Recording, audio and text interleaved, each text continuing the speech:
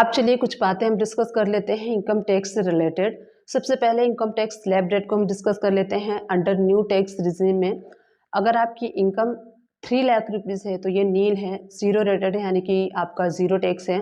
अगर 3 लाख रुपीज़ तक का इनकम है, 3 to 7 है तो 5% आपका टैक्स है, और 7 to 10 है तो 10% है, 10 to 12 है तो 15% है, और 12 to 15 है तो 20% है, और 15 अबव है तो 30% आपको टैक्स देना होगा।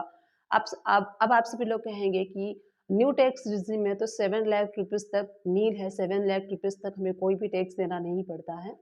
तो सही बात है, 7 लाख तक आपको कोई भी टैक्स नहीं देना होता है, क्योंकि आपको जो सेक्शन 87 ए का रिबेट मिलता है, 7 लाख रुपए तक पे जो भी आपका टैक्स बनता है उतना आपको रिबेट मिल जाता है अंडर सेक्शन 87 ए के अकॉर्डिंग।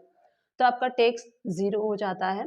और 7 लाख के बाद भी अगर आपकी कोई इनकम होती है तो मार्जिनल रिलीफ आपको मिलता है, उसका आप यूज़ करके जो भी आपका टैक्स बनता है आप उसी 7 लाख के ऊपर की अमाउंट पे जो टैक्स बनता है वो आप टैक्स पे कर सकते हैं।